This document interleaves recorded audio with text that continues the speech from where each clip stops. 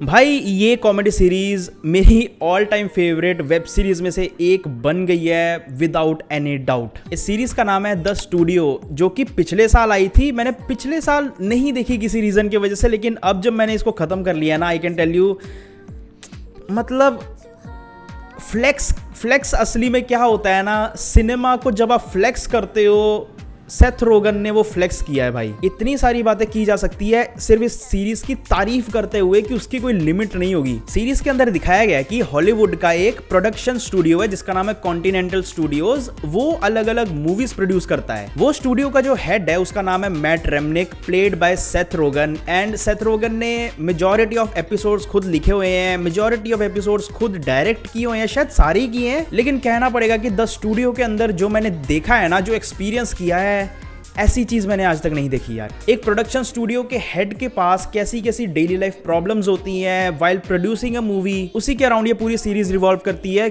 Like हर episode के अंदर एक न्यू चैलेंज आता है उस बंदे के सामने। किसी एपिसोड के अंदर कास्टिंग की प्रॉब्लम आ गई, किसी एपिसोड के अंदर ये प्रॉब्लम आ गई कि यार डायरेक्टर किसको रखे, डायरेक्टर के साथ हमारा जो मेन एक्टर है उसकी बनती है या नहीं। किसी एपिसोड के अंदर सिनेमा रोल गायब हो जाता है उनका। मतलब ऐसी ऐसी छोटी छोटी चीजें है ना, और जिसके अराउंड इतनी तगड़ी राइटिंग की गई है भाई। जो बंदा मूवीज या सीरीज सिर्फ टाइम पास के लिए देखता है, वो इस सीरीज का एक एपिसोड भी सर्वाइव नहीं कर पाएगा, अगर मैं सच बोलने जाऊं। क्योंकि ये सीरीज असली में उन लोगों के लिए ही बनाया गया है जिनके पास हॉलीवुड की नॉलेज है, जिनके पास सिनेमा की नॉलेज है, जिनको सिनेमैटिक सटायर पता है। And that is the difference between satire and dark comedy. इस सीरीज के अंदर आपको डार्क कॉमेडी देखने को नहीं मिलती, बल्कि हॉलीवुड के अराउंड, सिनेमा के अराउंड इतनी खुली तरीके से भाई इन्होंने सटायर यूज किया हुआ है ना। एक एपिसोड में लिटरली मैट रेमनिक के सामने एक डॉक्टर आती है एंड दोनों के बीच में डिबेट चल रही है कि सिनेमा लाइफ में ज्यादा जरूरी है या डॉक्टर। एंड मैं स्पॉइलर देना चाहता हूं भाई, उस एपिसोड का जो एंड होता है ना, उसमें डॉक्टर ही जीतती है। मतलब राइटर चाहता तो अपना अपर हैंड रख सकता था उस एपिसोड के अंदर कि नहीं यार, सिनेमा को हमने किसी तरह क्लीशे तरीके से थोड़ा इमोशनल दिखा के सारा कुछ किसी तरह अपने सिनेमा को ऊपर रख दिया, लेकिन नहीं भाई, उसने डॉक्टर को ही ऊपर रखा है। कास्टिंग वाला जो एपिसोड है, अरे भाई मतलब कैसी कैसी चीजें इनके दिमाग में आ जाती है कि वो एक बहुत ही नॉर्मल चीज है, लेकिन वो अगर सोचने जाए तो एक बहुत बड़ा इशू है। थ्रू आउट द 10 एपिसोड्स आपको लंबे लंबे 7, 8, 9, 10 मिनट के लंबे सिंगल टेक शॉट्स देखने को मिल जाते हैं। और उसी के रिलेटेड इसका सेकेंड एपिसोड, वो अपने आप में ही एक सिनेमा है, वो अपने आप में ही एक मास्टरपीस है। आपको उस पर्टिकुलर एपिसोड की तारीफें पूरे यूट्यूब, पूरे सोशल मीडिया के ऊपर मिल जाएगी। उस एपिसोड का नाम है वनर। मतलब उस पूरे एपिसोड को उन्होंने एक सिंगल टेक शॉट में ही शूट करना है। एंड इस चीज को आप बिल्कुल ध्यान से समझना कि उस एपिसोड के अंदर वो लोग एक मूवी शूट कर रहे हैं जिसका एक वनर सीन उन्होंने लेना है, जिसको सिंगल टेक में खत्म करना है। एंड उसके बीच में कैसी कैसी चीजें, कैसे कैसे हर्डल्स उनको आ रहे हैं।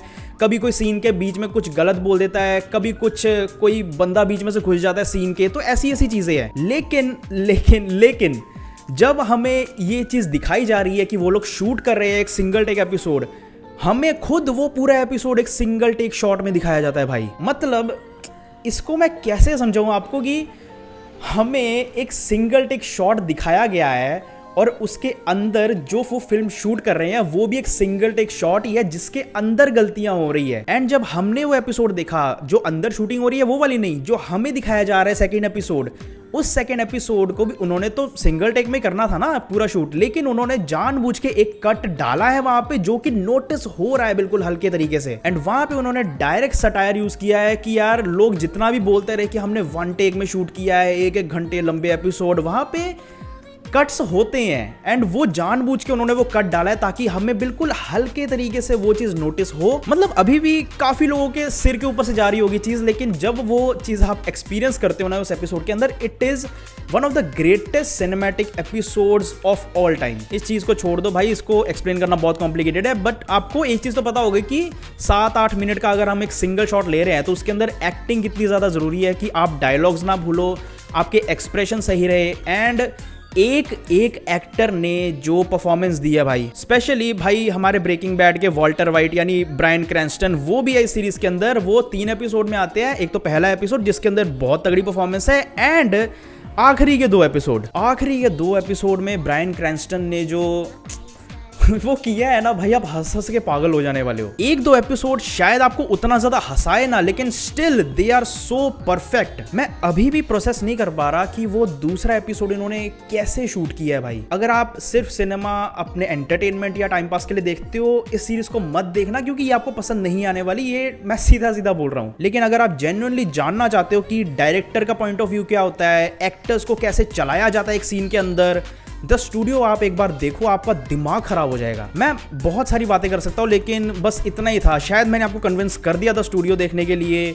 बाकी वीडियो अगर अच्छी लगी हो तो यार चैनल को सब्सक्राइब करके बेल आइकन दबाना मत भूलना, और मैं आपको मिलता हूँ नेक्स्ट वीडियो में।